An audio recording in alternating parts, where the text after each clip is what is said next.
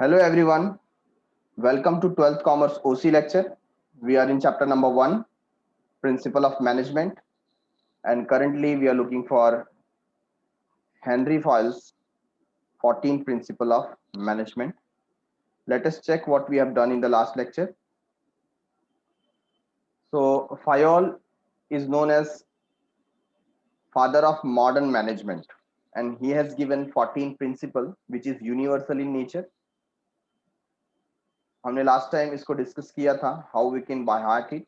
Bye heart करने के लिए क्या यहाँ पर हमने एक्रोनिम रखा है, डैड यूएस CRSOESEIE. ठीक है. इसमें से सबसे पहला जो प्रिंसिपल हमें दिखाई पड़ता है that is principle of division of work. And obviously जब भी आपको बेटर तरीके से मैनेजमेंट करना है, आपको अपना वर्क डिवाइड कर देना चाहिए. इससे दो फायदे होंगे, एक आपका काम जल्दी होता है और दूसरा जो ये वर्क कर रहा है उसमें स्पेशलाइजेशन आता है. And specialization is very much important.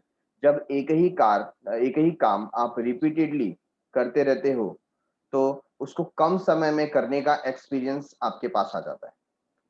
According to this principle the work is divided into different kinds such as technical, financial, commercial, security operations, accounting and managerial. It is assigned to employee as per their qualities and capabilities. तो हम ये उन employees को देते हैं जिनकी quality और capacity उसके हिसाब से है. तो depend upon their quality, capacity and skill ये हम उनको वर्क प्रोवाइड करते हैं. Number 2, principle of authority and responsibility. What does it mean? Principle of authority and responsibility, अगर कोई टास्क आप किसी को कंप्लीट करने के लिए दे रहे हैं तो you must give authority as well, क्योंकि किसी ड्यूटी को कंप्लीट करने के लिए अथॉरिटी का भी वहां पर नेसेसिटी होता है. तो both of this thing go hand by hand, side by side. तो जहां पर आप कर्तव्य दे रहे हैं, ड्यूटी दे रहे हैं, आपको पावर भी देना चाहिए, अथॉरिटी भी देना चाहिए. Okay. Number 3, principle of discipline. Without शिष्टाचार, बिना शिष्टाचार के कोई भी काम एफिशिएंट तरीके से नहीं हो सकता. तो यहाँ पर फायल कहते हैं discipline is the most essential thing in the organization. Employee must obey and respect the rule that govern the organization. When I was in Max New York Life Insurance Company, मैं एक इंश्योरेंस कंपनी में financial planner के post पे था. तो मुझे जो हमारे इन्वेस्टर्स होते हैं उनको विजिट करके उनको कन्विंस करना होता था कि कौन सा प्लान उनके लिए ज्यादा बेटर है और वो उसमें इन्वेस्ट करें. तो हर एक प्लान का जो कॉस्ट है, इन 2009 की मैं बात कर रहा हूँ, यहाँ पर 10 years बैक अप्रोक्सीमेट. तो वहां पर जो प्लान का कॉस्ट होता था, मिनिमम जो प्लान स्टार्ट होता था वो था 10,000 रुपीज पर ईयर के हिसाब से.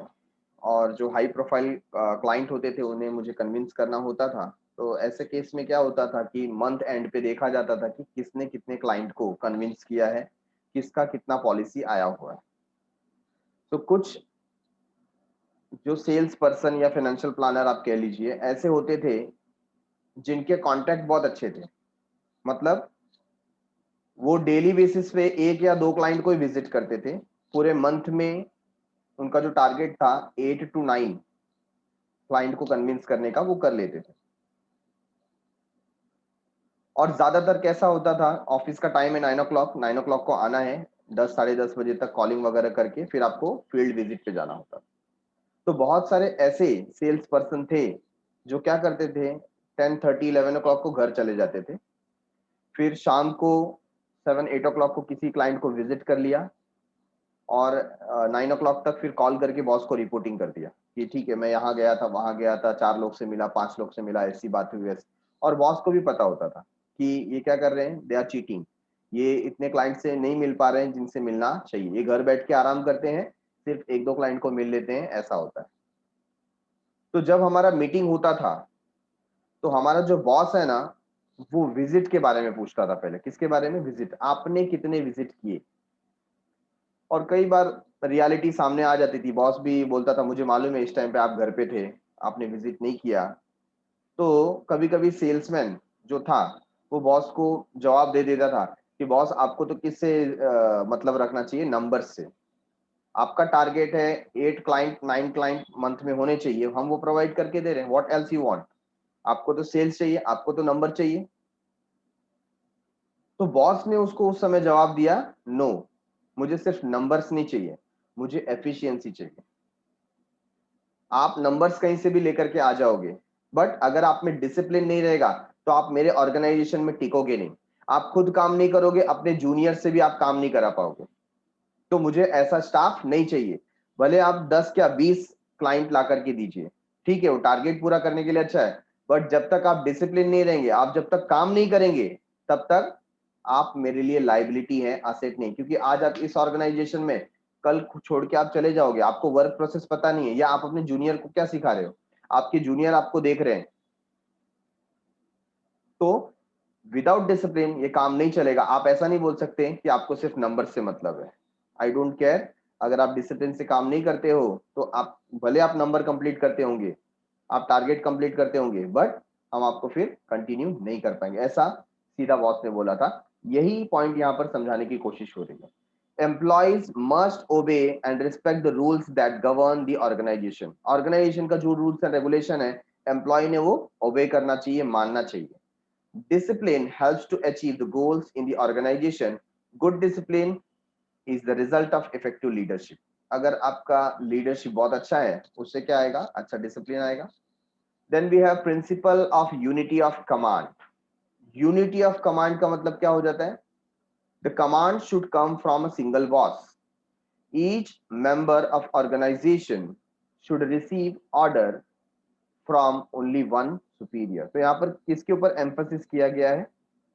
Each member, ठीक है ना, ओनली फ्रॉम वन सुपीरियर।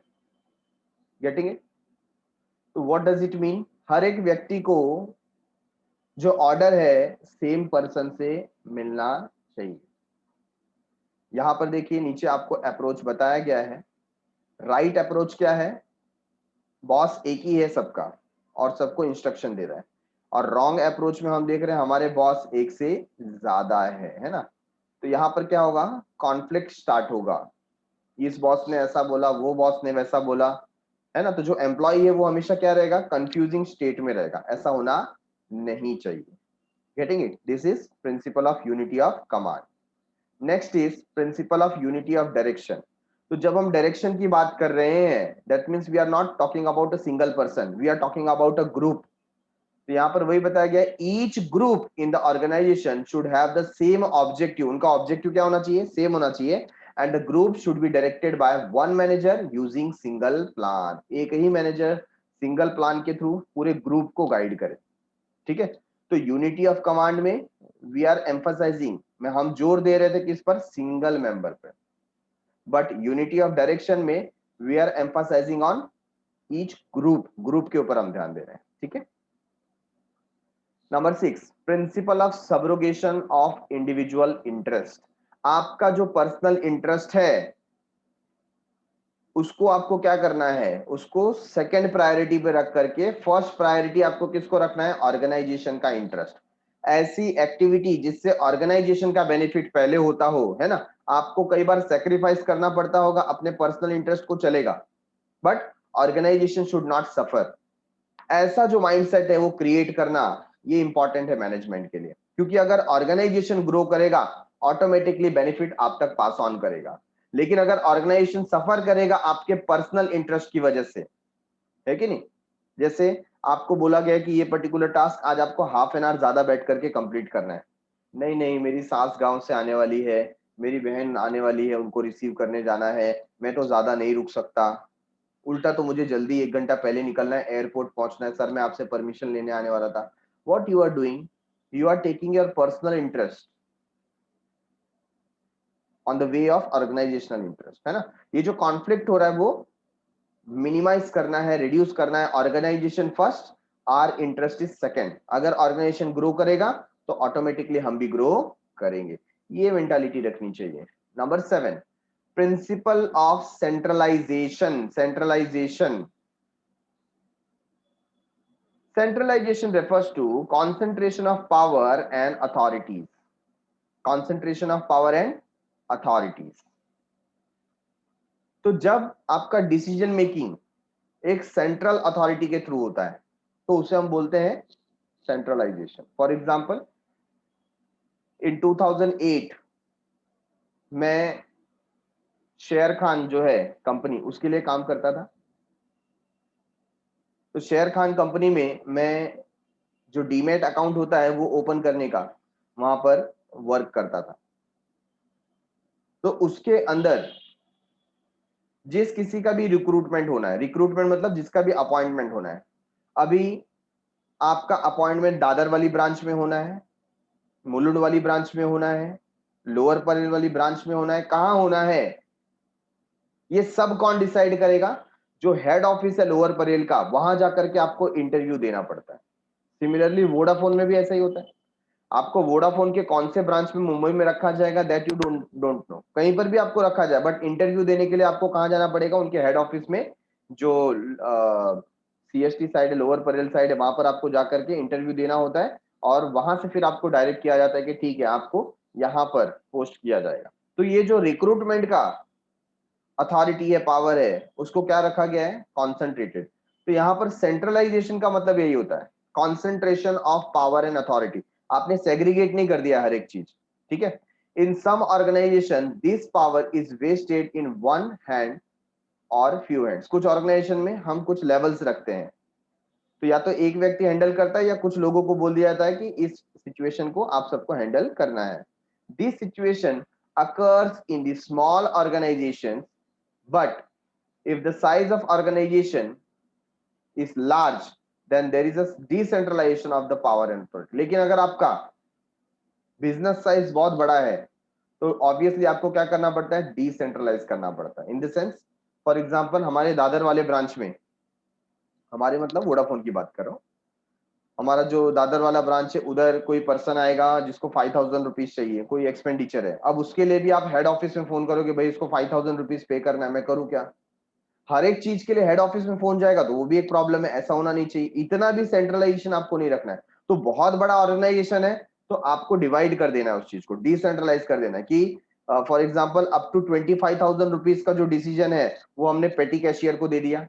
25,000 से 50,000 का डिसीजन लेने का अधिकार वहां के जो मेन हेड सुपरवाइजर है उसको दे दिया। 50,000 से 1 लाख रुपीज तक का जो डिसीजन लेने का अधिकार है वहां का जो मेन मैनेजर है उसको दे दिया, ब्रांच हेड को, है कि नहीं?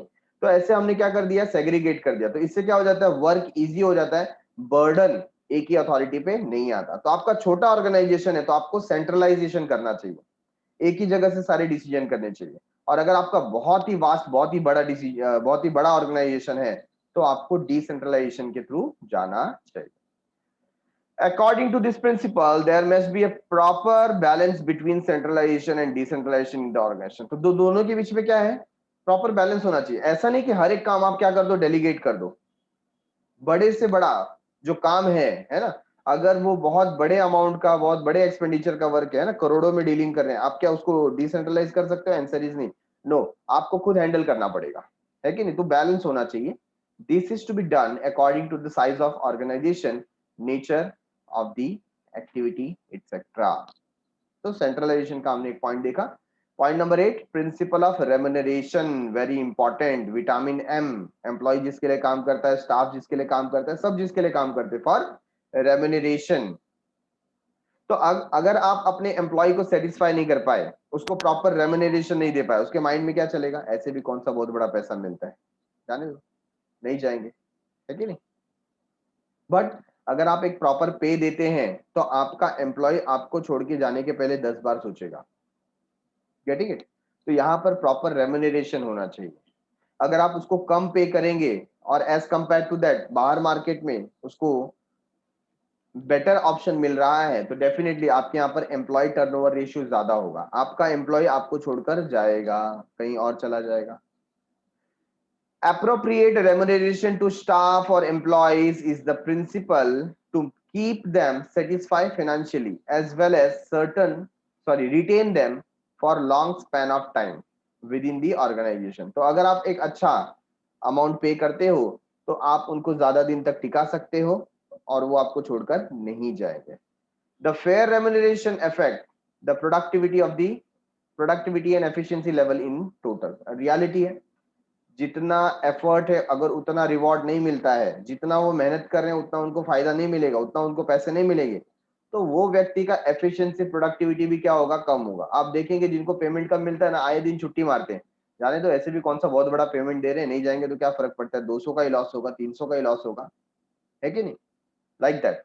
तो एटलीस्ट हमको उनको प्रॉपर पेमेंट देना चाहिए।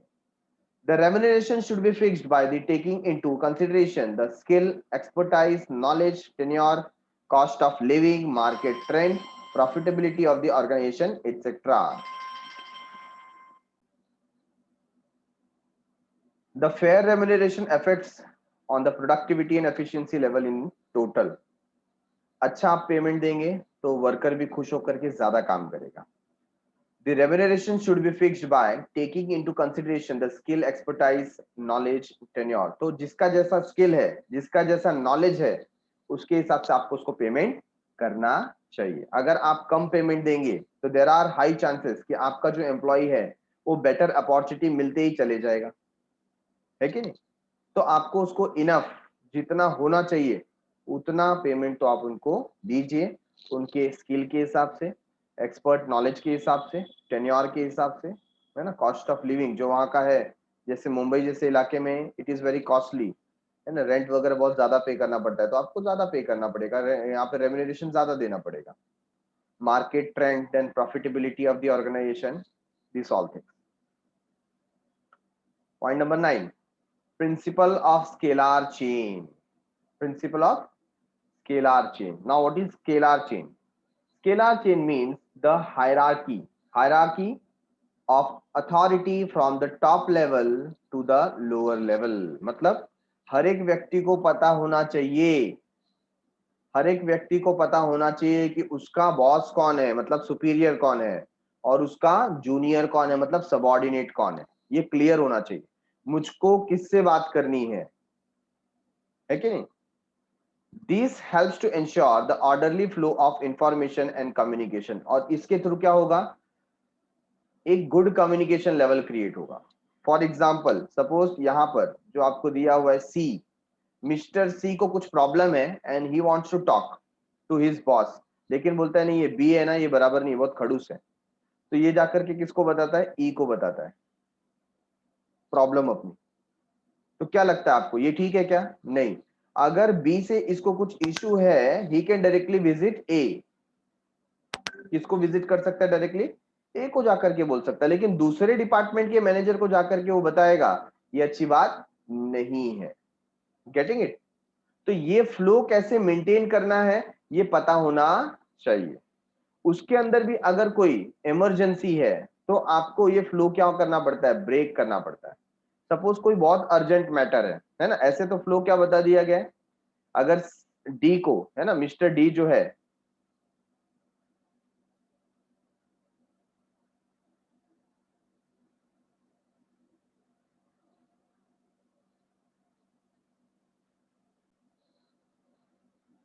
अगर उनको ई से बात करना है, किसको, डी को ई से बात करना है, तो जनरली कैसे बात करेंगे, D will talk to C, C will talk to B, B will take permission from A. जब ए परमिशन ग्रांट करेगा, ठीक है ना, तो फिर डी किससे बात कर सकता है, ई से। बट जहां पर इमरजेंसी है, जहां पर इमरजेंसी है, तो हम इस स्केलर चेन को क्या कर सकते हैं, ब्रेक कर सकते हैं। मतलब D can directly talk to the similar level manager, तो ई का जो सिमिलर लेवल मैनेजर कौन है, बी है, तो डी किससे बात करेगा, बी से बात करेगा कि मुझे ई से कुछ बात करनी है, तो बी को बात करेगा, तो बी कैन डायरेक्टली अलाउ, तो बी अलाउ करके डायरेक्टली किससे बात करा देगा, ई से। तो उसको ऐसे प्रोसीजर से जाने की जरूरत नहीं पड़ेगी। Getting it. तो यहाँ पर जो हायरार्की है, मेरा सुपीरियर कौन है, मेरा सबऑर्डिनेट कौन है, ये क्लियर होना चाहिए। और स्केलर चेन का इस्तेमाल कब करना है, कब नहीं करना है, ये भी पता होना चाहिए। ठीक है। This helps to ensure the orderly flow of information and communication. Traditionally, organization used to frame large scalar chain which is time consuming. तो पहले जो ऑर्गेनाइजेशन होते थे उनके जो स्केलर चेन होते थे ना, बहुत लंबे होते थे, हर एक डिसीजन के लिए बॉस से बात करना पड़ेगा, ऊपर बात करना पड़ेगा, है ना। बोलते थे ऊपर से ऑर्डर है, क्या करेंगे। अभी ऊपर से ऑर्डर है तो लेकिन काम तो नीचे हो रहा है, वहां तो कोई सुन ही नहीं रहा है। For example, a general manager inform the decision to respective functional manager, then functional manager will pass it to the superior supervisor, supervisor will inform to the foreman and so on according to the level of authority। तो धीरे धीरे करके आगे बढ़ता था, but आज की तारीख में ऐसा नहीं है। For avoiding the longer chain, इतना बड़ा चेन रखने की जरूरत नहीं है। To take speedy decision across the communication और direct communication is followed by various organisation which is known as gang plan. क्या बोलते हैं इसको, गैंग प्लान। ठीक है, तो ये जो हुआ है, डी किससे डायरेक्टली बात कर रहे हैं, जी से, इसको हम क्या बोलेंगे, गैंग प्लान। अगर ये गैंग प्लान नहीं बनाए तो कैसे जाना पड़ेगा, यहाँ पर, यहाँ पे आपको डी सी से बात करेगा, सी बी से बात करेगा, बी फिर ए से बात करेगा, ए फिर परमिशन ई को, ई के थ्रू एफ को देगा, एफ जी से बात करेगा, है ना। कितना लंबा घुमा करके आपकी बात पहुंच रही है। इससे अच्छा डायरेक्टली परमिट करो कि डी इससे बात कर ले जी से। Getting it.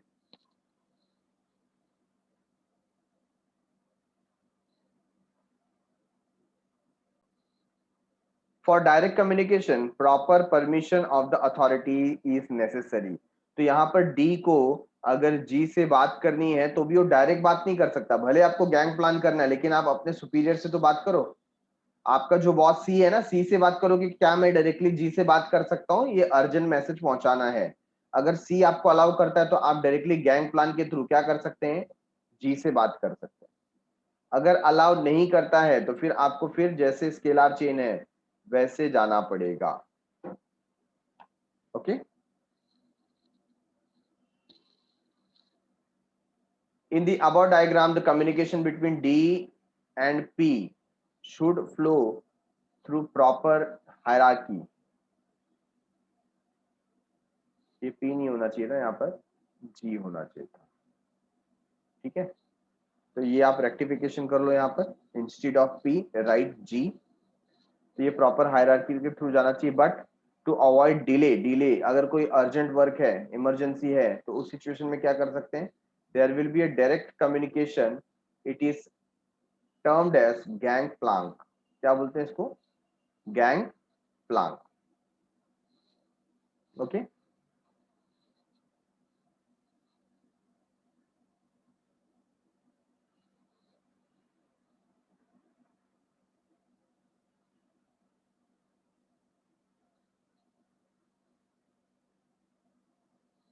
Next point is principle of order. Principle of order, this principle is based on a place for everything and everything in its place। proper order, a place for everything, हर एक चीज के लिए जगह, and everything in its place, और हर एक चीज अपनी जगह पर। ठीक है, कभी कभी आपने कई बार ना घर में भी सुना होगा कि आप सामान एक जगह से दूसरी जगह रखते ना, और डैडी ने जब देख लिया, जब भी कोई चीज मांगी जाती है, सीजर किधर है, नेल कटर किधर है, नाइफ कहाँ रखा हुआ है, और जब आप ढूंढते और नहीं मिलता तो डैडी भड़क जाते हैं। कितनी बार बताया है कि जो सामान जहां से उठाना है वहां पर ही रख दिया करो। व्हेन आई वाज किड, मेरे डैडी तो बोलते थे कि सामान ऐसा रखो कि अंधा अंधा व्यक्ति भी होगा, जो ब्लाइंड पर्सन है, वो भी ढूंढ लेना चाहिए। आपको सामान ऐसे उठा के, मतलब प्रॉपर ऑर्डर में होना चाहिए। तो इस तरीके का आप क्या मेंटेन करो, order. A place for everything and everything in its place, हर एक चीज की अपनी जगह है और हर एक चीज अपनी जगह पर होनी चाहिए। ठीक है, human resource and material should be in the right place at the right time for maximum efficiency। तो यहां पर हम किसकी बात करें, we are talking about human resource, है ना। जो आप लोग एम्प्लॉय को रिक्रूट कर रहे हैं, सपोज आपके यहाँ पर पियून का जॉब है, किसका है, पियून का, है ना। आपने देखा होगा ना, जो फाइल यहाँ से वहां पे करते हैं, जिसको ऑफिस बॉय भी बोला जाता है। क्या बोला जाता है, ऑफिस बॉय। ऑफिस बॉय के जॉब के लिए आप किसी को रिक्रूट कर रहे हैं, और कोई बंदा जिसका ग्रेजुएशन हो गया है, पोस्ट ग्रेजुएशन हो गया है, वो आकर के आपके पास जॉब के लिए बोल रहा है, 10,000 12,000 की सैलरी पे काम करेगा। आपको लगता है कि वो प्रॉपर व्यक्ति है? नहीं, he is over qualified, graduation, top graduation उसने करके रखा है, तो वो पियून के जॉब के लिए अच्छा है क्या? नहीं, he is not the right candidate. आपको क्या ढूंढना है? It should be in the right place at the right time for maximum efficiency. वो व्यक्ति सही जगह पर सही समय पर होना चाहिए ताकि मैक्सिमम एफिशिएंसी आ सके। Human resource should be placed at right place and on right job. उनको सही जगह पर सही काम मिलना चाहिए, अंडर एम्प्लॉयमेंट नहीं होना चाहिए। आप ग्रेजुएट पर्सन से प्यून का काम मत करवाओ। The principle focuses on the proper utilization of physical and human resources. तो यहाँ पर ये प्रिंसिपल बताता है कि जो ह्यूमन रिसोर्स अवेलेबल है उसका प्रॉपर इस्तेमाल होना चाहिए। मैं आज से बात करता हूँ 7 to 8 ईयर्स बैक की। मुझे याद आता है कि एक बार न्यूज़पेपर में वैकेंसी आई थी और वो वैकेंसी थी हवलदार, जो कांस्टेबल होते हैं ना, कांस्टेबल पुलिस स्टेट में, जो पुलिस फोर्स में जो कांस्टेबल का पोस्ट रहता है, तो लगभग उसमें 10,000 या 12,000 वैकेंसीज थी ऑल ओवर इंडिया। और जब एप्लीकेशंस आने लगे तो 10,000 जॉब के लिए मोर देन 2 करोड़ एप्लीकेशंस, कितने ऑल ओवर इंडिया से आए? 2 करोड़ एप्लीकेशंस। और उसके अंदर देखा गया कि 70% ऐसे लोग हैं जो हाई क्वालिफाइड है, मतलब कोई इंजीनियर है, कोई डॉक्टर है, वो भी कांस्टेबल बनने के लिए तैयार है। सोचिए, मतलब लोगों को सिर्फ एक रास्ता चाहिए कि कांस्टेबल बन तो जाए, बाद में धीरे धीरे अंदर घुस गए तो बाद में धीरे धीरे आगे बढ़ेंगे, और ऊपर का कमाई तो है ही है, लोगों को ऐसा लगता है। लेकिन वो जो वैकेंसी था उसको तुरंत क्लोज कर दिया गया इसको देख करके कि हम अपने हिसाब से रिक्रूट करेंगे, हमको ओवर क्वालिफाइड पर्सन नहीं चाहिए। Getting it? डॉक्टर और जिसने मास्टर्स किया हुआ है, इंजीनियरिंग किया हुआ है, वो पर्सन आ रहा है कांस्टेबल की जॉब के लिए। तो ये राइट पर्सन नहीं है राइट जॉब के लिए। तो आपको यहाँ पर ह्यूमन रिसोर्स को कैसे यूटिलाइज करना है? Who is the right person? He should be at right place on the right time. सही समय पर सही जगह पर उस व्यक्ति को आपको रिक्रूट करना है, ठीक है? And that is called as principle of order. Number 11, principle of equity. Principle of equity, management should be fair as well as friendly to the subordinate. आपके जो जूनियर्स हैं, आपके जो सबऑर्डिनेट है, जो आपके अंडर में काम कर रहे हैं, आपको उनके लिए थोड़ा फ्रेंडली होना चाहिए। while dividing work, delegating and the authorities, deciding the monetary terms, etc., there should not be any discrimination between the employee. आप एक एम्प्लॉय को दूसरे एम्प्लॉय से डिस्क्रिमिनेट मत करो। अगर दोनों का क्वालिफिकेशन सेम है, स्किल सेम है, दोनों का कैपेसिटी सेम है, तो दोनों को अपॉर्चुनिटी भी सेम मिलनी चाहिए। तो दोनों के बीच में कोई डिस्क्रिमिनेशन नहीं करना है, कोई भेदभाव नहीं करना है कि नहीं? जैसे देखो, मदर अपने बच्चों के लिए कैसा प्रेम रखती है ना? अगर उसके 2 बच्चे 3 बच्चे हैं तो किसी को कम किसी को ज्यादा प्यार कर रहे हैं ऐसा नहीं होता है। There is no discrimination. Similarly आप ऑफिस में भी हैं और आपको लगता है कि 2 व्यक्ति जिनका क्वालिफिकेशन, जिनकी एफिशिएंसी सेम है, सेम एफर्ट भी पुट कर रहे हैं, तो उनको पेमेंट भी सेम होना चाहिए। कई बार देखो ऑर्गेनाइजेशन में कैसा होता है, अगर कोई टास्क है और जो मेल पर्सन है ना, मेल पर्सन अगर जॉब पे है तो उसका सैलरी ज्यादा होता है, और जो फीमेल कैंडिडेट है उनका सैलरी थोड़ा कम होता है, 2-5 हजार। अगर मेल कैंडिडेट को सपोज 22,000 या 25,000 मिल रहा है, तो फीमेल कैंडिडेट को उसकी जगह पे 16,000 या 17,000 रुपीज ही देंगे। उनका माइंडसेट ऐसा होता है कि नहीं, फीमेल है ना, तो उनसे इतना एफिशिएंट वर्क नहीं हो पाता है, जबकि काम तो उतना ही कर रहे हैं। तो ऐसा डिस्क्रिमिनेशन जेंडर के बेसिस पे, कास्ट के बेसिस पे, या और भी कोई बेसिस है, ऐसा डिस्क्रिमिनेशन नहीं होना चाहिए। देयर शुड बी इक्विटी, है ना? तो प्रॉपर अपॉर्चुनिटी सबको मिलनी चाहिए। It is also suggested that the remuneration should not depends upon the department but at the level on which subordinates are working. क्या बोल दिया? ये सजेस्ट किया गया है, remuneration should not depend upon the department. जो रेम्युनरेशन का ये है, डिसीजन वो डिपार्टमेंट के हाथ में नहीं होना चाहिए, but at the level on which subordinates are working, उस लेवल के पास होना चाहिए जहां पर सबऑर्डिनेट काम कर रहे हैं। सपोज आप सेंट्रलाइज्ड अथॉरिटी हो, आप बैठे हो सीएसटी में और आप रेम्युनरेशन डिसाइड कर रहे हो कि दादर में बैठा हुआ पर्सन कितना लेगा, मुंब्रा में बैठा हुआ पर्सन कितना लेगा। आपको ऐसा नहीं करना चाहिए, वो ब्रांच को डिसाइड करने दो कि वहां का रेम्युनरेशन क्या हो, ठीक है, क्योंकि वो सिचुएशन क्या है, वहां पे जो काम करता है उसको पता है। The employees working on the same level but in different departments should be paid same wages. Same level पे कोई एम्प्लॉय काम कर रहा है, डिफरेंट डिपार्टमेंट में काम कर रहा है, आपको वेजेस तो सेम देना चाहिए। This equity will help in avoiding conflict in the organization, और इसकी वजह से ऑर्गेनाइजेशन में कॉन्फ्लिक्ट नहीं होगा। नहीं तो क्या होगा, एम्प्लॉयज के बीच में आपस में भी कॉन्फ्लिक्ट होता है और वो बॉस तक भी जाता है। कई बार जो लेबर स्ट्राइक है ना, वर्कर स्ट्राइक कर देते हैं, ये सब प्रॉब्लम की वजह से होता है। ओके,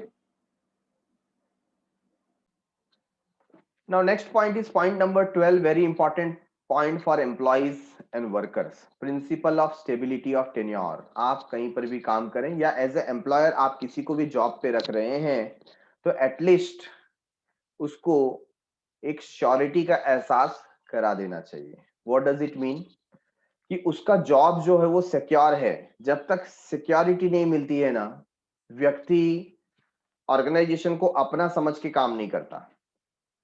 ठीक है, आप जिस ऑर्गेनाइजेशन में हैं और वहां से आपको डर लग रहा है कि मुझको इस ऑर्गेनाइजेशन में 2 से 3 महीने में शायद निकाला जा सकता है, तो आपका लेवल ऑफ एफिशिएंसी क्या होगा, आप बहुत डरे हुए होंगे, और डर की वजह से आपसे कई बार मिस्टेक हो सकती है, गलती हो सकती है। आपको लगेगा कि ऐसे भी मेरा इस ऑर्गेनाइजेशन में फ्यूचर कुछ मुझे दिख नहीं रहा है, आए दिन इधर से बॉस धमकी देते रहता है, अब निकाल दूंगा, कल निकाल दूंगा, परसों निकाल दूंगा, इससे अच्छा जाओ, करना ही नहीं है ना। ऐसा मेंटालिटी नहीं हो जाना चाहिए। तो कुछ समय तक काम करने के बाद, है ना, एक प्रोबेशन पीरियड रहता है। आज गवर्नमेंट डिपार्टमेंट में भी देखिए 3 साल का प्रोबेशन पीरियड रहता है, 3 साल के बाद क्या कर दिया जाता है, परमानेंट। तो ऐसा कहीं ना कहीं उस एम्प्लॉय को परमानेंट कर रहे हैं, ऐसा उसको आश्वासन होना चाहिए। कोई कोई एम्प्लॉय 10 साल से काम कर रहा है लेकिन आप उसको परमानेंट नहीं कर रहे हो, और परमानेंट नहीं कर रहे हो तो हमेशा वो डर के साए में जिएगा, कल मुझे मेरे बॉस ने जॉब से निकाल दिया तो मैं कहां जाऊंगा, है कि नहीं। और इस डर के साथ वो अपना फुल पोटेंशियल इस्तेमाल कर पाता नहीं है। At the time of recruitment of the employee, the management should assure them about stability of tenure और जॉब सिक्योरिटी। आपका जो स्टेबिलिटी है वो पहले बताना चाहिए कि भाई हम आपको 6 महीना या 1 साल प्रोबेशन बेसिस पे रखेंगे, हम चेक करेंगे आप बराबर काम कर रहे हो कि नहीं। अगर हमको सेटिस्फैक्टरी लगा तो हम आपको आगे कंटिन्यू करेंगे। और उसमें भी आप परमानेंट कब करोगे वो भी आप बता दीजिए, 3 साल के बाद, 5 साल के बाद, कब आप परमानेंट करने वाले। लेकिन आपने उसको अधर में लटका के रखा है, वो बेचारा 8 साल से काम कर रहा है लेकिन अभी भी उसको लगता है कि मुझे निकाल दिया जाएगा, तो वो कभी भी अपने फुल पोटेंशियल को लेकर के काम नहीं करेगा। It plays very important role in creating sense of belongingness among the employees. Insecurity in job always affect the efficiency. Definitely अगर आप इनसिक्योर होते हो हमेशा, है ना, तो आपका जॉब इफेक्ट होता है। आप दिल से काम नहीं करोगे, ऑर्गेनाइजेशन को अपना समझ के काम नहीं करोगे, हमेशा बोलोगे अरे हमेशा धमकी मिलती है, इससे अच्छा जितना हो सकता है ना उतना करने का, बाकी काम को ना बोल देने का, है कि of the employees adversely, whereas job security minimizes employees turnover ratio. तो अगर आप जॉब सिक्योरिटी प्रॉपर दोगे तो एम्प्लॉइज आपको छोड़कर नहीं जाएंगे। Number 13, principle of initiative. Initiative start करना है, पहल करनी है। तो जब आप ऑर्गेनाइजेशन में हैं तो एटलीस्ट आप स्टार्ट करें और अपने एम्प्लॉय को, अपने वर्कर को मोटिवेट करें इनिशिएटिव लेने का। भले आपका प्लान सब कुछ रेडी है, सपोज आप किसी मशीन के बारे में डिसाइड कर रहे हैं, है ना, और आपके मीटिंग के अंदर आपने किसी लेबर यूनियन के हेड को भी बुलाया, और उसको आप जब पूछते हो अच्छा आपकी राय क्या है, आप क्या समझते हो कि ये जो मशीन हम नई लाने वाले हैं वो कितनी सक्सेसफुल होगी। भले आपने पहले से डिसाइड कर लिया है but you are taking a view of him, क्योंकि रियलिटी में काम कौन करने वाला है, वर्कर करने वाले हैं। आप थोड़ी जाकर के मशीन चलाने वाले हो। तो उसका जो व्यू पॉइंट है वो जब आपके सामने रखेगा, उसको भी लगेगा कि अरे बॉस मेरे से पूछ रहे हैं, मतलब मैं एक इंपॉर्टेंट पोस्ट पे हूं, मुझे कुछ रिस्पॉन्सिबिलिटी दी गई है, ऐसा उसके जहन में आएगा। Initiative refers to volunteering to do the work in an innovative way. नए तरीके से काम करने के लिए वॉलंटियरिंग करना, उसको बोलते हैं initiative. The freedom to think and work on new ideas encourages employees to take initiative while working on given task। क्या बता दिया? Freedom to think and work on new ideas, नए आइडियाज के ऊपर सोचना, काम करना, ये एम्प्लॉयज को क्या करता है? एंकरेज करता है इनिशिएटिव लेने के लिए। This initiative should be welcomed by the manager including thorough discussion on those new ideas। it will help in creating healthy organizational culture।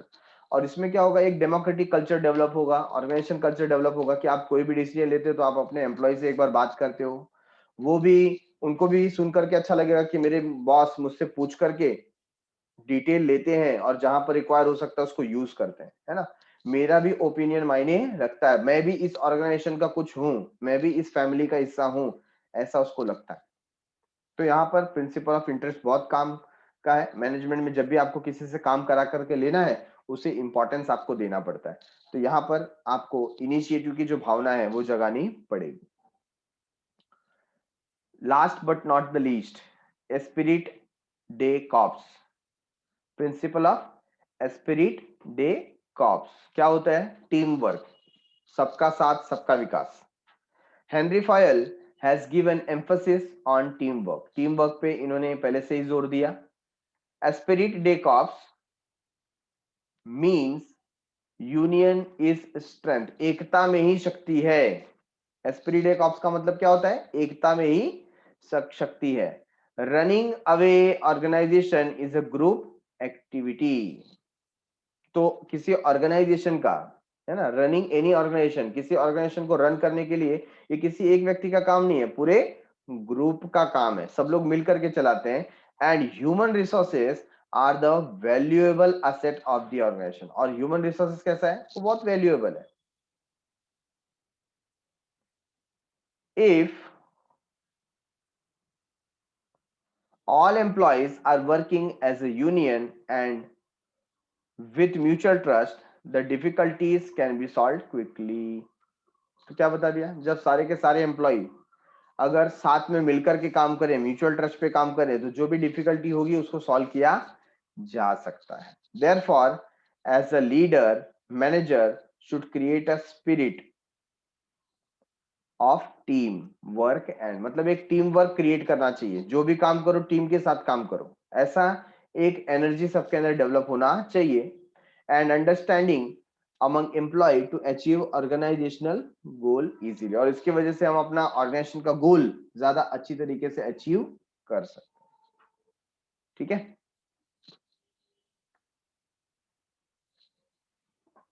तो लास्ट पैसेज क्या बोलते हैं, देखिए।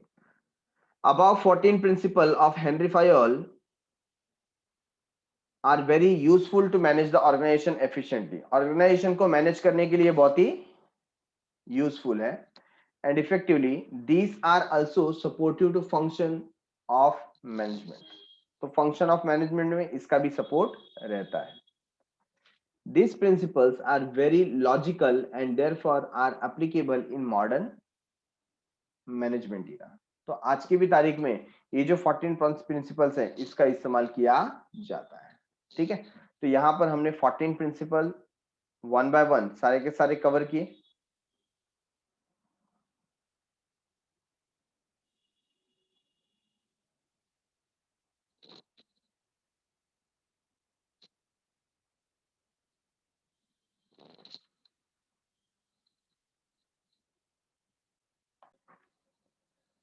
Our next topic is Frederick Wilson Taylor's scientific management theory।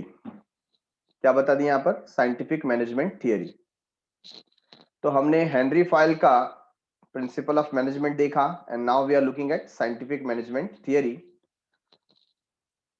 Taylor, इनका date of birth या year of birth और year of death ये हमको दिया हुआ है 1856 से 1915।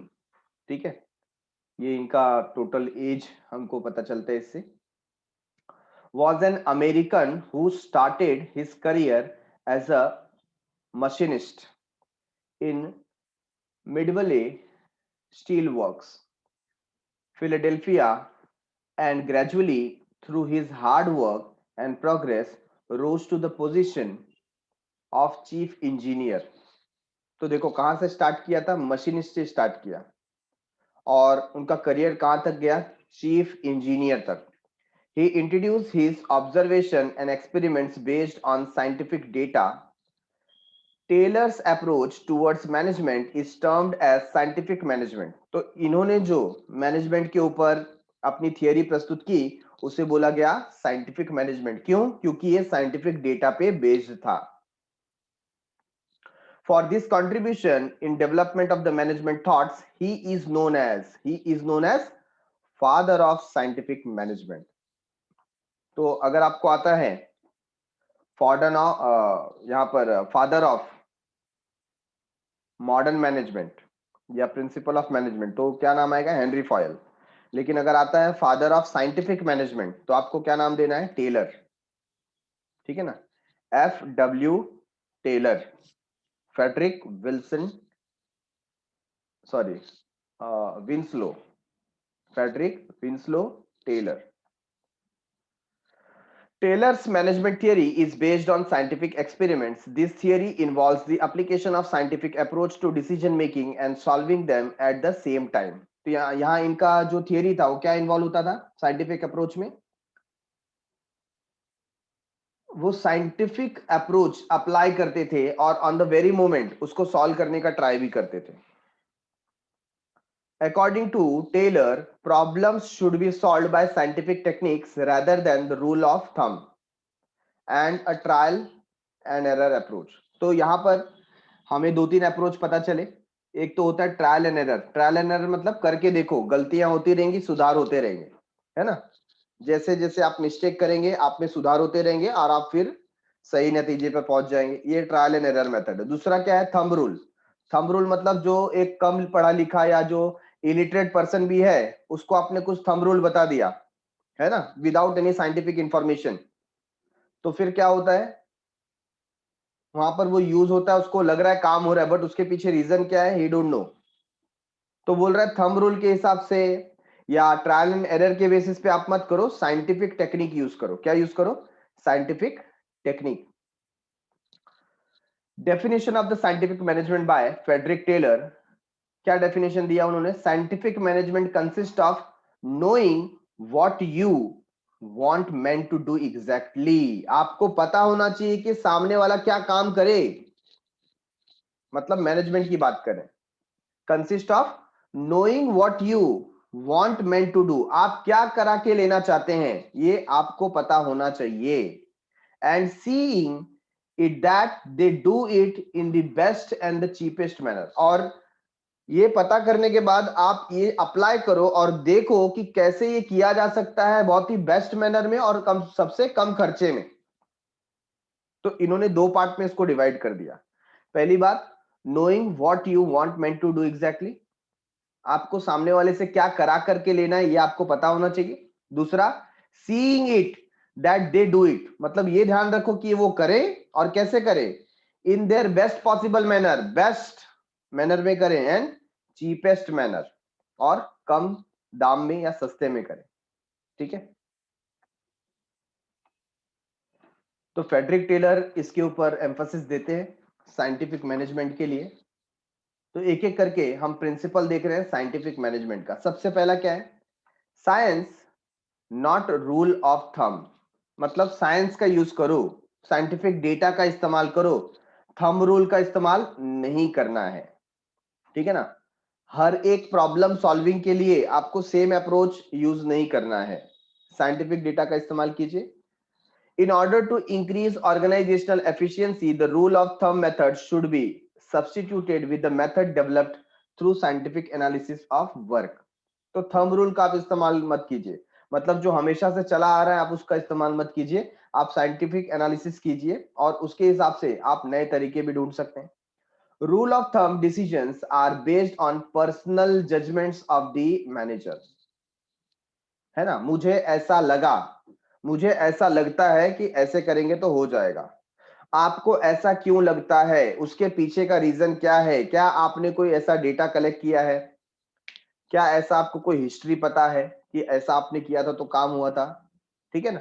तो थंब रूल यहां पर बोल रहे हैं, don't use your thumb rule. Taylor insisted upon scientific method for every small work, छोटे से छोटा काम हो तो आप साइंटिफिक मेथड का इस्तेमाल कीजिए। इस पे टेलर एम्फोसिस करते थे, दबाव डालते थे। This principle is concerned with selecting the best way of performing a job after scientific analysis of that job and not by trial and error method। तो यहां पर यही बताया गया कि ये प्रिंसिपल क्या बताता है कि आप साइंटिफिक मेथड से जाइए और उसके हिसाब से आप क्या करिए, जॉब करा करके लीजिए, काम करा करके लीजिए, एफिशिएंसी को टेस्ट कीजिए, साइंटिफिक एनालिसिस कीजिए। ट्रायल एंड एरर मेथड से आपको जाना नहीं है। ओके, जैसे अभी आपको लग रहा है कि हमारे यहाँ पर एक मैनेजर की पोस्ट खाली हो रही है। अभी मैनेजर की पोस्ट के लिए कौन अच्छा है, तो हमारे सामने कुछ कैंडिडेट है, मुझे लगता है ये 4-5 में से कोई भी चल जाएगा। ऐसा नहीं, सबका आप डेटा निकालिए, किसने पिछले 2 साल में 3 साल में बेस्ट परफॉर्मेंस दिया है, फिर उनका क्वालिफिकेशन क्या है, मैनेजरियल स्किल कैसा है, ये सब साइंटिफिक डेटा लेने के बाद आप कीजिए ना। ट्रायल एरर मत कीजिए, ये नहीं चलेगा तो दूसरा ले लेंगे, ये नहीं चलेगा तो दूसरा ले लेंगे, ऐसा नहीं, ठीक है ना। ट्रायल एंड एरर नहीं चलेगा, थंब रूल नहीं चलेगा, क्या चलेगा, साइंटिफिक एनालिसिस, ठीक है। Standard required time and standard output should be defined by the manager. जैसे आप किसी फैक्ट्री में काम करा करके ले रहे हैं, तो आप स्टैंडर्ड टाइम डिसाइड कीजिए। सपोज आप ये पेन मैन्युफैक्चर कर रहे हैं, क्या मैन्युफैक्चर कर रहे हैं, पेन। तो ये एक पेन मैन्युफैक्चर करने में कितना टाइम लगता है, कितना कॉस्ट लगता है। सपोज ये एक पेन मैन्युफैक्चर करने में 30 मिनट्स लगता है, कितना लगता है, 30 मिनट्स, आधा घंटा लगता है। तो अगर वर्कर हमारा 8 आवर्स काम करे, कितना काम करे, 8 आवर्स, तो कितने पेन वो मैन्युफैक्चर कर लेगा, 1 आवर में 2, तो 8 आवर्स में 16। तो हमारा ये एक स्टैंडर्ड बन जाएगा कि हर एक वर्कर अगर पूरा दिन काम करता है, 8 आवर्स काम करता है, तो उसका 16 पेन रेडी होना चाहिए। ये आपने क्या किया, आपने यहां पर साइंटिफिक एनालिसिस करके लगाया। लेकिन थंब रूल वाले होंगे तो उसमें वो कैलकुलेट नहीं करेंगे, है ना, वो किसी दूसरे के साथ में कंपेयर करेंगे कि अगर ये पर्सन है, ये 1 घंटे में 3 पेन बना लेता है, तो मुझे लगता है इसके हिसाब से इतना बनना चाहिए। ऐसा नहीं, उसके पीछे क्या कैलकुलेशन है, क्या डेटा एनालिसिस है, वो हमें पता होना चाहिए। This will help in saving time and human energy and will result into expected standard output. जैसे देखो, जैसे बोलते हैं ना, मोटा मोटी काम, अभी कोई जनरल स्टोर है या कोई छोटा रिटेल शॉप है, कई बार क्या होता है ना, जो छोटे छोटे रिटेलर्स है वो अपना प्रॉफिट कैलकुलेट ही नहीं करते। प्रोडक्ट परचेस कर रहे हैं, सेल कर रहे हैं, परचेस कर रहे हैं, सेल करके उनके दिमाग में एक आइडिया है कि हाँ, ये प्रोडक्ट मैंने 30 रुपए का खरीदा, मैं 50 रुपए का बेच रहा हूं, मेरे को 20 का फायदा है। तो इसके हिसाब से मेरे को सारे प्रोडक्ट के ऊपर कुछ ना कुछ फायदा हो रहा होगा, 10%, 5%, 20% हो रहा होगा। लेकिन एग्जैक्ट कितना प्रॉफिट है, दे डोंट नो। तो उनको ये कैलकुलेट, अगर इसको साइंटिफिक मेथड से लेकर के जाना है, तो each and every expenditure you must record, you must calculate depreciation, है कि नहीं। ये सब लेने के बाद फिर आपका क्या प्रॉफिट होता है, जब आप उसके ऊपर गौर करेंगे तो आपको मालूम पड़ेगा really at the end of the year आपको क्या प्रॉफिट हो रहा है, क्या ये बिजनेस सही है जिसमें मैं चला रहा हूं, या अगर मैं कोई दूसरा बिजनेस ओपन करूं जिसमें इससे ज्यादा अर्निंग हो सकता है। यस, वो कब मालूम पड़ेगा, जब आपके पास एग्जैक्ट डेटा होगा। अदरवाइज थंब रूल से आप चलाएंगे, है ना, मोटा मोटी काम करेंगे कि हाँ, मेरे को हर एक प्रोडक्ट पे 10% तो फायदा होता ही है, तो मेरा होता है ना ऐसा कि दिन भर का मेरा 1000 रुपए का गल्ला आता है, तो 1000 रुपए में से मेरा 200 रुपए तो 20% के हिसाब से छूट ही जाता है, मतलब मैं दिन का 200 रुपए कमा ही लेता हूँ। गेटिंग इट, ऐसा नहीं होना चाहिए। रियली आपका कितना अर्निंग है ये आपको पता होना चाहिए। According to the Taylor, even a small production activity like loading iron steel into box car can be scientifically planned। ये बोल रहे हैं कि एकदम छोटा से छोटा एक्टिविटी होगा ना, आपको साइंटिफिकली प्लान करना है। देखो कितना छोटा एक्टिविटी बताया कि जो आयरन शीट्स होता है आपको लोड करना है बॉक्स कार में, उसको भी अगर आप साइंटिफिकली प्लान करो तो कम समय में कम खर्चे में अच्छा काम हो सकता है। तो यहां पर टेलर जोर दे रहे हैं कि आपको साइंटिफिक एनालिसिस करने के बाद वर्क को करना चाहिए। और इसी के लिए वो पहले क्या थे, मैकेनिस्ट थे, और वहां से वो कहां तक पोस्ट पे पहुंच गए, चीफ इंजीनियर के पोस्ट पे पहुंच गए। उनकी इतनी एफिशिएंसी थी, है ना, कि एक मशीनिस्ट, क्या थे वो, मशीनिस्ट, और वहां से वो क्या बन गए, chief engineer.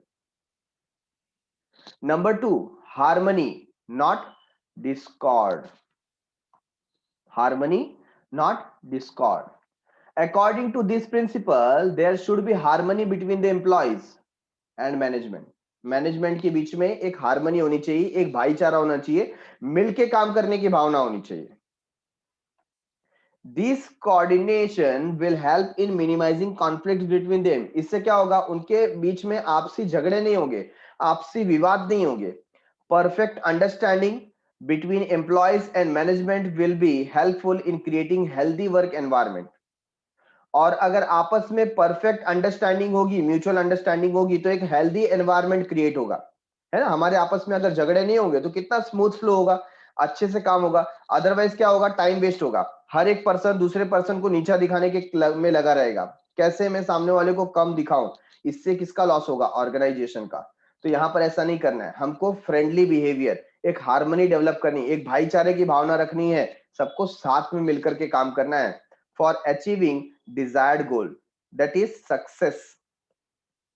Organization should think about maximum prosperity of employees also.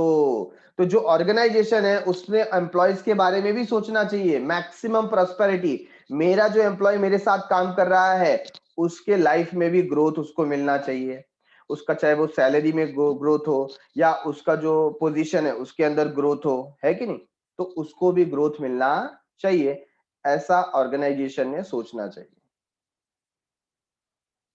तो पॉइंट नंबर 1 हमने क्या देखा कि आप साइंटिफिक एनालिसिस कीजिए, साइंस को सिलेक्ट कीजिए, थंब रूल को नहीं।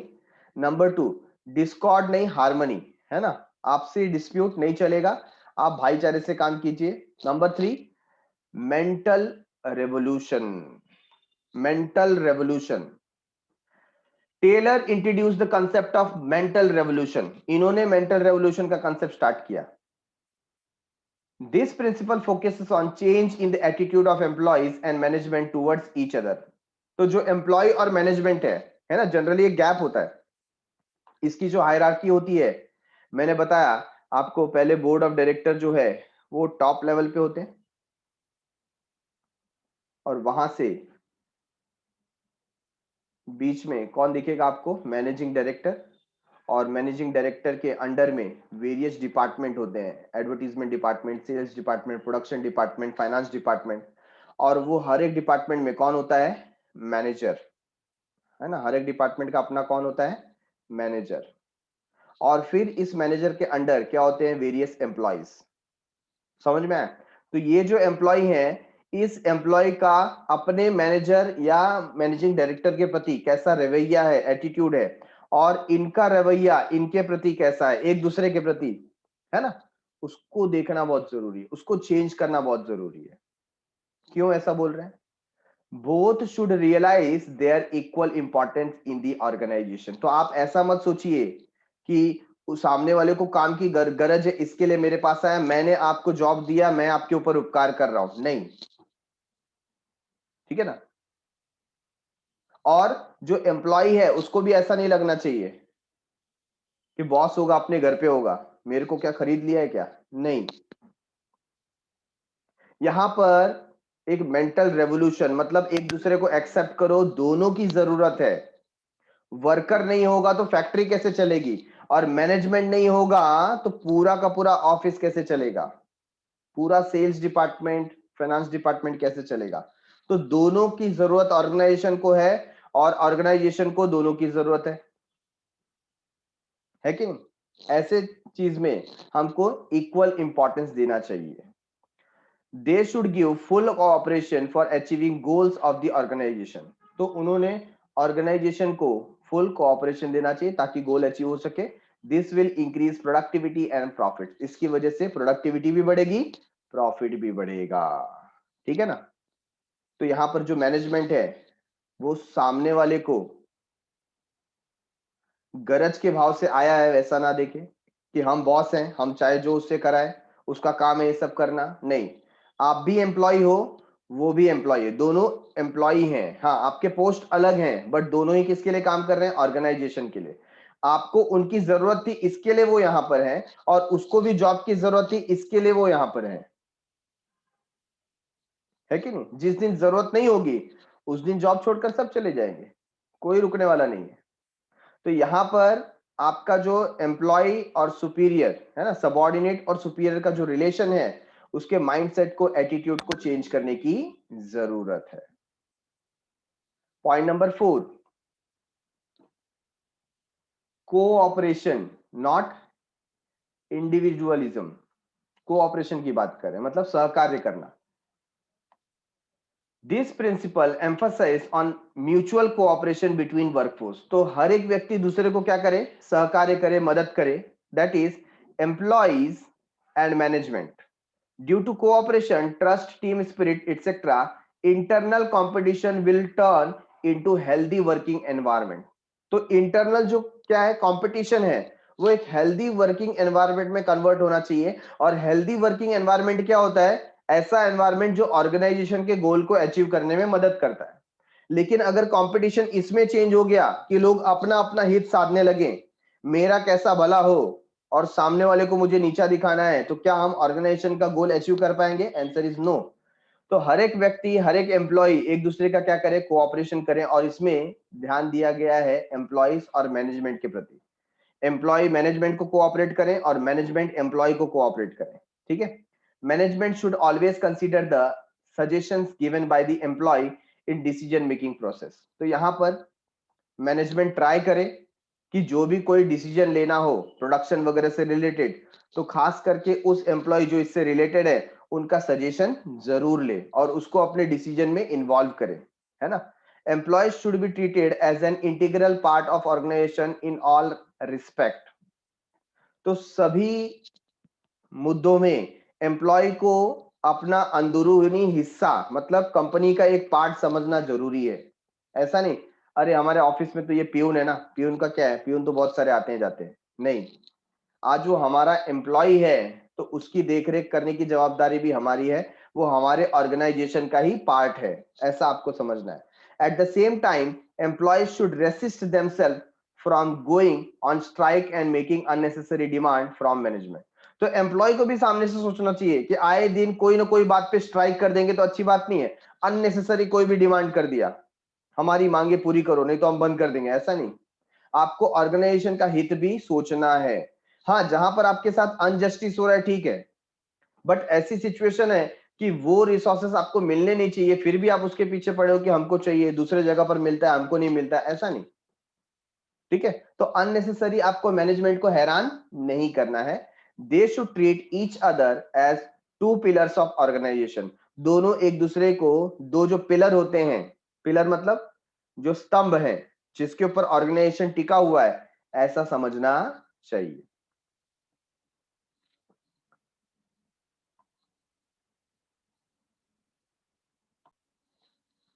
Next is division of responsibility. जो कर्तव्य, जो आपकी ड्यूटी है, उसको क्या करना? प्रॉपरली डिवाइड करना लोगों में। प्रॉपर डिवीजन ऑफ वर्क, जो फर्स्ट पॉइंट था हेनरी फॉयल का, है ना, उसकी यहां पर बात करें। Proper division of work should always be accompanied with division of responsibility. देखो दो चीज बता रहे हैं यहां पर। एक तो आप वर्क डिवाइड कर रहे हो, वर्क डिवाइड करने के बाद रिस्पॉन्सिबिलिटी को भी डिवाइड करना है कि नहीं? आपको काम दे दिया तो उसके पीछे क्या होना चाहिए, आपका क्या अकाउंटेबिलिटी है, आपका क्या रिस्पॉन्सिबिलिटी है, वो भी फिक्स होना चाहिए कि अगर काम नहीं हुआ तो you will be held responsible for the same. Between the manager and the employee, तो किसकी जवाबदारी है ये क्लियर होना चाहिए, मैनेजर की जवाबदारी है या एम्प्लॉय की जवाबदारी है। Major planning is done by the top and middle level management. authorities where employees are concentrating on its execution, है ना। तो जो ज्यादातर प्लानिंग का काम होता है वो कौन करता है, टॉप लेवल मैनेजमेंट और मिडिल लेवल मैनेजमेंट। जो लोअर लेवल मैनेजमेंट है वो तो सिर्फ इंप्लीमेंटेशन का काम करता है। किसका काम करता है, इंप्लीमेंटेशन का, या हम उसको अदर वर्ड में बोल सकते हैं एग्जीक्यूशन का काम करता है, ठीक है। The reporting is done as per the instruction given by their superior, और जैसा सुपीरियर बोल रहे हैं बेचारे जो वर्कर है वैसा वो वहां पर रिपोर्टिंग देते हैं। Manager should always help, encourage and guide the employee. तो हमारे जो मैनेजर्स हैं, जो सुपीरियर्स हैं, वो हमेशा अपने एम्प्लॉय को क्या करने चाहिए, गाइड करने चाहिए। It helps the best, sorry, it helps for best performance of managers as well as employee, as well as employee, ठीक है ना। तो उस तरीके का क्या मिलना चाहिए, सपोर्ट मिलना चाहिए, किसको, एम्प्लॉयज को। तो जब आप वर्क को डिवाइड कर रहे हैं आपको रिस्पॉन्सिबिलिटी को भी शेयर करना चाहिए, और ये क्लियर होना चाहिए कि रिस्पॉन्सिबिलिटी मैनेजर की है या एम्प्लॉय की है। और ज्यादातर केसेस में जो मेन प्लानिंग का काम है वो टॉप लेवल और मिडिल लेवल मैनेजमेंट करता है। मतलब यहां पर इनडायरेक्टली कहने की कोशिश ये की गई है कि मैनेजर ने अपनी रिस्पॉन्सिबिलिटी समझनी चाहिए। सारा का सारा जो दारोमदार है ना, जो प्रॉब्लम्स है या जो भी अकाउंटेबिलिटी है वो एम्प्लॉइज पे नहीं डाल देनी चाहिए कि वर्कर ने काम खराब किया इसके लिए खराब हो गया। नहीं, आपने जैसा रिपोर्टिंग करने को बोला था, आपने जैसा एग्जीक्यूशन करने को बोला था वो उन्होंने किया, और नहीं किया तो ये भी आपकी जवाबदारी है ना, करा कर लेने की भी जवाबदारी किसकी है, आपकी है। उनका तो काम क्या है, एग्जीक्यूशन करना, ठीक है। So proper responsibility should be share along with division of work. Number 6, development of employer and employees for greater efficiency and maximum prosperity। Employer and employee उनका डेवलपमेंट की बात करें, मतलब प्रॉपर ट्रेनिंग वगैरह होती रहनी चाहिए। Best performance of any organization always depends upon the skills and capabilities of its employee to a great extent. जितने अच्छे एम्प्लॉयज का स्किल निखरेगा, कैपेबिलिटीज निखरेगी, उतना अच्छा परफॉर्मेंस ऑर्गेनाइजेशन को मिलेगा। दस, providing training and development programs, क्या प्रोवाइड करना है, टाइम टू टाइम उनको ट्रेनिंग देना है, और क्या देना है, development program to the employee whenever required. जब जब आपको जरूरत पड़ती है तब तक आप उनका क्या दो, ट्रेनिंग दो, डेवलपमेंट प्रोग्राम कंडक्ट करो। It is very essential. It ultimately affect the profitability of the organization. इससे क्या होगा, अगर एम्प्लॉय का स्किल डेवलप होता है, उसकी कैपेबिलिटीज डेवलप होती है, तो वो परफॉर्म ज्यादा अच्छा कर पाएगा। जितना अच्छा परफॉर्मेंस उतना अच्छा प्रोडक्टिविटी, उतनी अच्छी एफिशिएंसी, और जितनी एफिशिएंसी उतना अच्छा सेल, जितना अच्छा सेल उतना अच्छा प्रॉफिट, है कि नहीं। तो अल्टीमेटली ये प्रॉफिटेबिलिटी के ऊपर इफेक्ट करता है। Each employee should be given proper opportunity to attend greater efficiency and maximum prosperity. हर एक जो एम्प्लॉय है उसने क्या करना चाहिए, उसको प्रॉपर अपॉर्चुनिटी मिलनी चाहिए ताकि वो ग्रेटर एफिशिएंसी तक पहुंच सके, मैक्सिमम प्रॉस्पेरिटीज तक पहुंच सके, ठीक है। तो ऑर्गेनाइजेशन को इस बात का ध्यान रखना है कि समय समय पर जब जब जरूरत पड़े, जब जब एनवायरनमेंट में चेंजेस हो रहा है, तब तक अपने एम्प्लॉय को प्रॉपर ट्रेनिंग मिले, उनको डेवलपमेंट प्रोग्राम को अटेंड करने को कहा जाए। हो सकता है तो उसको कोर्सेस में आप डिवाइड कीजिए और अपने एम्प्लॉय का स्किल और कैपेबिलिटीज को इंक्रीज कीजिए। डायरेक्टली और इनडायरेक्टली इसका प्रॉफिटेबिलिटी के ऊपर असर होगा, ठीक है। तो यहां पर हमने 6 पॉइंट फिनिश किए एफडब्ल्यू टेलर के। तो एफडब्ल्यू टेलर जो है उन्होंने साइंटिफिक मैनेजमेंट में सबसे पहला पॉइंट यहां पर बताया, प्रिंसिपल में साइंस को चूज करो, ना कि थंब रूल को। हार्मनी को सिलेक्ट करना है, डिस्कॉर्ड को नहीं। मेंटल रेवोल्यूशन लाना है मैनेजमेंट और एम्प्लॉय के रिलेशन के बीच में, उनका एटीट्यूड करेक्ट होना चाहिए towards each other. Cooperation, management support करे एम्प्लॉयज को, एम्प्लॉय सपोर्ट करे मैनेजमेंट को, है ना। एक दूसरे के चक्कर में वो ऑर्गेनाइजेशन का लॉस न कर बैठे। Division of responsibility, proper work division के साथ में रिस्पॉन्सिबिलिटी को भी प्रॉपर हमको डिवाइड करना है ताकि जिम्मेदार प्रॉपर व्यक्ति को ठहराया जा सके। और ज्यादातर जो प्लानिंग है वो टॉप लेवल मैनेजमेंट और मिडिल लेवल मैनेजमेंट करता है, तो उसके अकॉर्डिंगली ही उनका रिस्पॉन्सिबिलिटी भी फिक्स होना चाहिए। Point number 6, development of employer and employee. जितने भी एम्प्लॉयर हैं या एम्प्लॉय है, टाइम टू टाइम बेसिस पे उनकी ट्रेनिंग होनी चाहिए, डेवलपमेंट प्रोग्राम्स होने चाहिए, सो दैट उनकी एफिशिएंसी इंक्रीज हो सके, उनके अंदर के स्किल्स को हम और निखार सकें, जिससे प्रॉफिटेबिलिटी बढ़ेगी। ठीक है, तो यहाँ पर ये पर्टिकुलर जो चैप्टर है वो फिनिश होता है प्रिंसिपल ऑफ साइंटिफिक मैनेजमेंट के साथ में। Rest of the things are in option, तो ये हम इसको कवर यहाँ पर नहीं करते हैं। So thanks a lot for watching. मिलते हैं अगले एपिसोड में नेक्स्ट चैप्टर के साथ। तब तक के लिए बाय बाय, शुक्रिया, शबा खैर, सायोनारा।